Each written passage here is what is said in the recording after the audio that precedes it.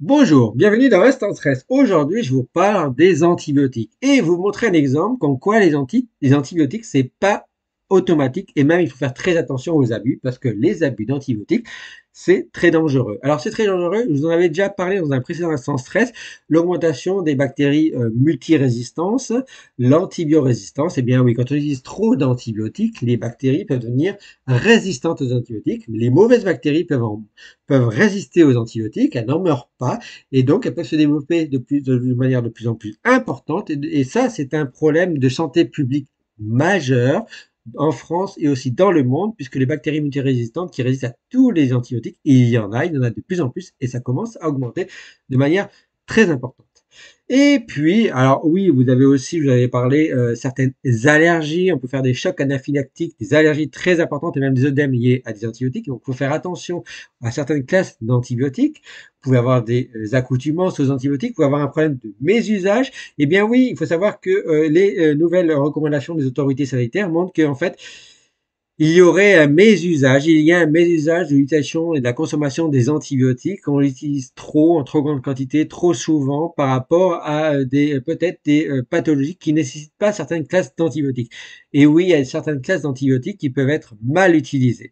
Et la question qui a été largement posée et qui est appuyée aussi par les autorités, ce sont les fluoroquinolones. Alors oui, je dis appuyé par les autorités, mais ce sont des débats qui prennent du temps, qui sont appuyés par des associations qui nécessitent des études et qui sont très compliquées à débattre, à discuter. Et il faut aussi en discuter avec le corps médical, puisque ça peut être des antibiotiques comme les fluoroquinolones qui sont mal prescrits, mal utilisés pour des indications qui n'en nécessitent pas. Les fluoroquinolones, par exemple, sont des antibiotiques qui sont plutôt à large spectre, mais qui doivent être utilisés dans des conditions d'infection contre des bactéries, dans des conditions plutôt sévères. Alors, on les utilise largement dans les otites et les cystites, mais il faut savoir que la FDA aux États-Unis a mis des alertes sur des utilisations inappropriées des fluoroquinolones, que ça soit par exemple dans les otites.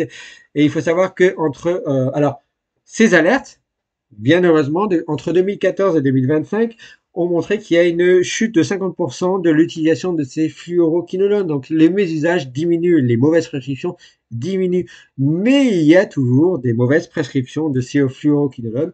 Et si on en parle, c'est parce qu'il y a des risques. Alors il y a des risques il y a des effets secondaires.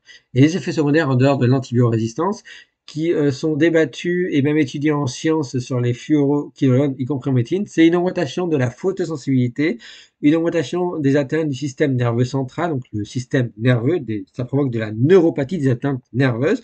Ça peut jouer également jusqu'à l'hypersensibilité et l'hypersensibilité à la douleur.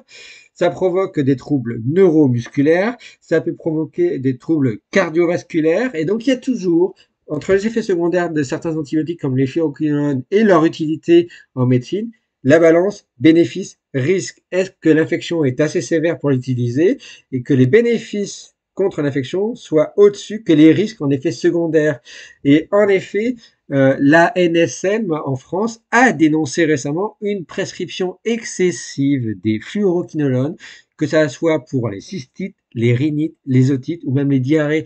Certaines pathologies, certaines infections ne nécessitent pas en première intention d'utiliser les fluoroquinolones qui peuvent être utilisés en première intention. Et donc ça s'adresse aussi, cette alerte, aux médecins qui doivent réfléchir un peu plus, peut-être à d'autres classes d'antibiotiques. Ils n'y pensent pas toujours, mais à d'autres classes d'antibiotiques avant d'utiliser les fluoroquinolones.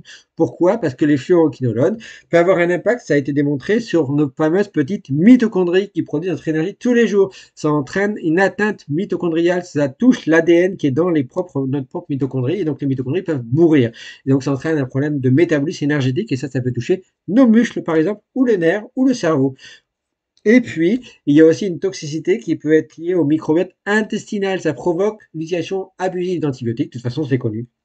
Pas que les fluoroquinolones, mais aussi les fluoroquinolones, c'est connu pour provoquer de la dysbiose, c'est-à-dire une forte perturbation du microbiote intestinal puisqu'il vise à tuer les bactéries bénéfiques et les bactéries dangereuses, mais aussi les bactéries bénéfiques.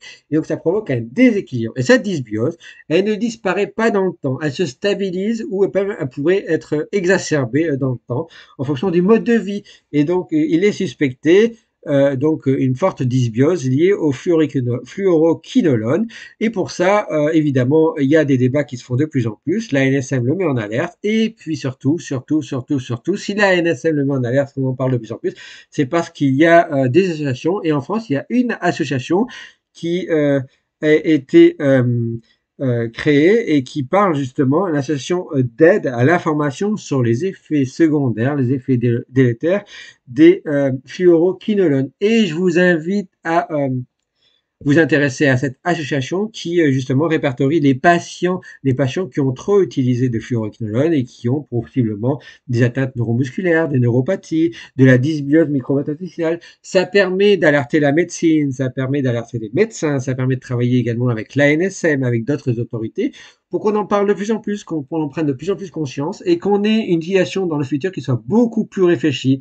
Des antibiotiques qui nécessitent d'être mieux utilisés pour éviter le mésusage, y compris éviter l'antibiorésistance, y compris les dysbioses intestinales et y compris les problèmes neuromusculaires et les neuropathies. Voilà, maintenant vous en savez un peu plus sur les fluoroquinolones et un exemple du mésusage des antibiotiques qui peut avoir des conséquences sur notre santé. Merci à vous. Ciao, ciao, ciao.